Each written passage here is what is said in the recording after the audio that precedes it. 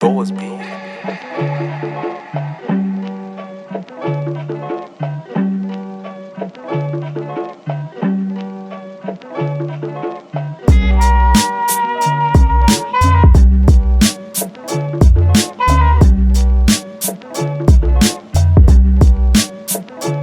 Doors be.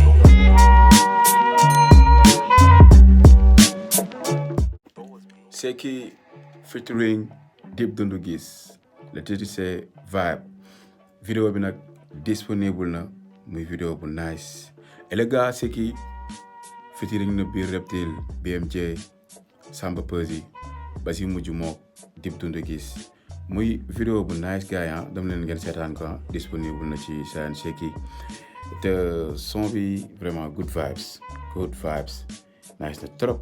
mais featuring bi soo xoolee comme si Doundou Guiss moom soom la ndax le gars c'est qui benn laak si dégg mu wax li si des yëpp refrain bi couplet bi ba si outro bi yëpp Doundou Guiss la mais en tout cas nice na trop daw leen ngeen seetaan ko gars ñu jàll ci deuxième info muy Ngaaka Blindé nag daf ñoo joxoon benn teaser bu mu àndoon ak Adiouza don't know muy ay don't know teaser gars yi di ko xaar mu ñëw njuuyi nag indil ñu abi nag mu ngi ci àndoon ak membre section d'ado di Barak Adama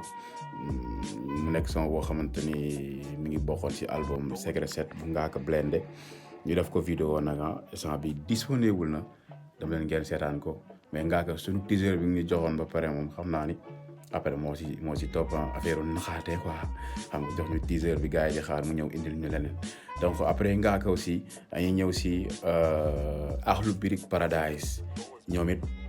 ñëwaat nañ de retour parce que Akhlou seen son bi ñu génne mooy famous mooy le mot anglais mais français célèbre mooy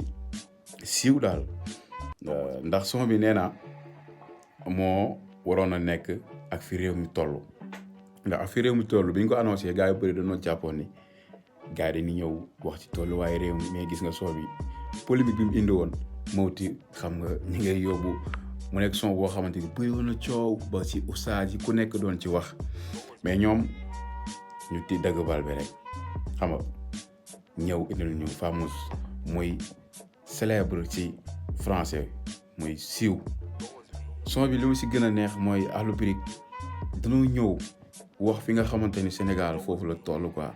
parce que boo xoolee Sénégal ñëpp dañoo bëgg a siiw ñëpp dañoo bëgg a jaay comme ni nga ko waxee ci refrain bi te bu ñëpp dee jaay kan mooy jënd quoi xam nga comme ni nga ko waxee da ngay dem si koñ yi boutique yi bëree nga fi ñëpp ñoo bokk lu ni jaay xam nga léegi nga gis tamit léegi comme gars yi comme ni nga ko waxee ci commencement bi Doudou fait des vidéos def na ay vidéos nga gis ñeneen bon comme Doos fait des vidéos ngir bëgg a fës xam nga aussi maa ngi si dégg ñuy wax ñu naan ay da ngay dem ci xew gën a sañse borom xew bi te loolu moo xew Sénégal franchement li mu si gën a marqué nag mooy li mu wax mu naan léegi da ngay gis sax géer boo xamante ni moo dàq ñaan géwal bi te lu am la léegi ñun li nga xamante ni mooy suñu wareef ñun géer dañ daan toog géwal di ñu way ñu leen di may mais léegi muy ñu dara géwal yi nga xamante ni ay noble lañ ñoom loolu ñooñu ko war a di taggee léegi da ngay gis géer ñu nga xamante ni sax dañuy dem ci xew di taxaw xam nga di wax sax man géwal laa xam nga pour rien que pour mën a dóor pour mën a am xaalis bu facile franchement son bi li mu ëmb bari na trop nice na gars yi dem leen ngeen seetaan vidéo bi surtout si côté image réalisation bi xam nga ak naturel bi ngay dund xam nga di ko seetaan di sentir ni carrément lii Galsen la lii mooy li nga xamante ni moom la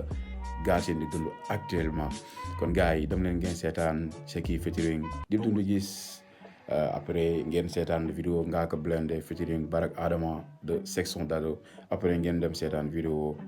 Akhlou Paradise famous donc gars yi loolu moo nekkoon info yi nga xamante ni indil naa leen ko acca bu leen fàttee abonné nag te boo leen abonné ba pare ngeen ba seen cloche notification ba vidéo bu mënti dugal ngeen mun ko am acca commentaire ci suuf nag gars yi yéen tamit doxal leen seen réaction.